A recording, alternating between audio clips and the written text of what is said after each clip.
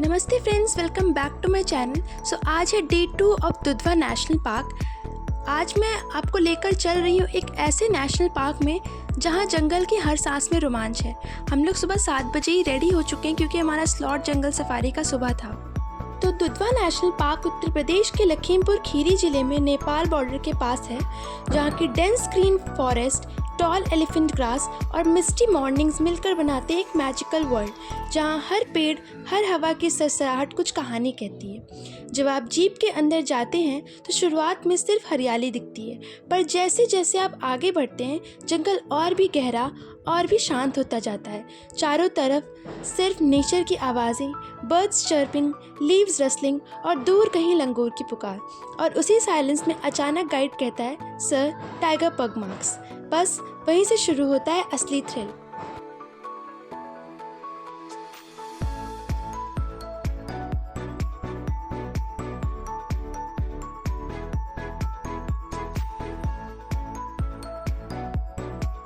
सुबह की ठंडी धुंध में जब सूरज की पहली किरणें घास पर गिरती हैं तो वह नज़ारा सच में किसी ड्रीमलैंड से कम नहीं लगता।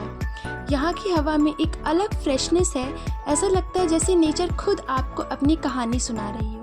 हर टर्न पर एक्साइटमेंट है, कहीं टाइगर दिख जाए, कहीं राइनो निकल आए। वो हल्का सा डर और एडवेंचर का मिक्स, यही तो है दुधवा की असली खूबसूरती है। अगर आप लकी हैं तो आप देख सकते हैं रॉयल टाइगर को जंगल के रास्ते पर धीरे धीरे चलते हुए। वो पल आप कभी नहीं भूल पाएंगे। दुधवा सिर्फ एनिमल्स के लिए फेमस नहीं है, ये पार्क एक नेचुरल हेरिटेज भी है। यहाँ आपको मिलेगा रेयर इकोसिस्टम, डेंस साल फॉरेस्ट, स्वाम्पी ग्रासलैंड्स और छोटी छोटी नदियाँ जो पूरे जंगल को लाइफ देती हैं। अभी जो आप वीडियो में एलिफेंट देख रहे हैं, इस एलिफेंट का नेम गौरी था और ये अपने ग्रुप से अलग हो गई थी, इसीलिए इन लोगों ने इसे रेस्क्यू किया। और ये रो रही थी क्योंकि इसके बगल में जो एलिफेंट बनती थी वो असल में उसको अपनी मम्मा समझती थी और उसको इन्होंने कहीं और बांध दिया था, इसलिए वो रो रही थी। एलिफेंट शेल्टर के पास हमने थोड़ा सा रेस्ट किया, थोड़ा बहुत नाश्ता वगैरह किया। उसके बाद हम वापस अपनी जर्नी पे आगे बढ़ते हैं।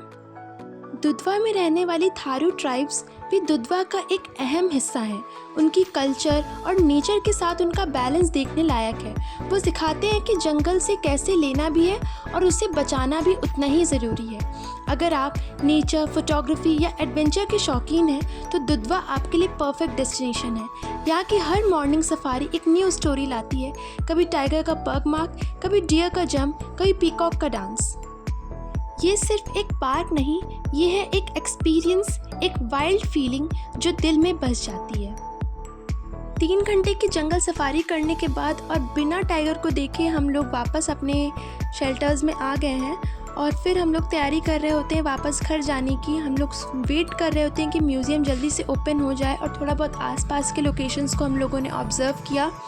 हमने बहुत सारे डियर्स देखे जो कि रेजिडेंशियल एरिया के पास आ जाते हैं। उसके बाद हम लोग ने थोड़ी बहुत फ़ोटोज़ वगैरह क्लिक करी।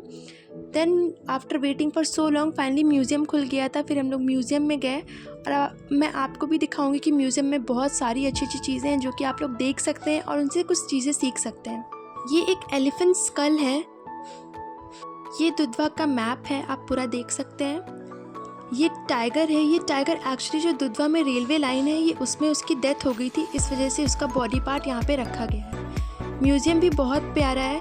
यहाँ पे एलिगेटर और बाकी सारे एनिमल्स की लाइक बारहसिंगा वगैरह इन सब की बोन्स को रखा गया है, जिससे आप बच्चों को भी सिखा सकते हैं।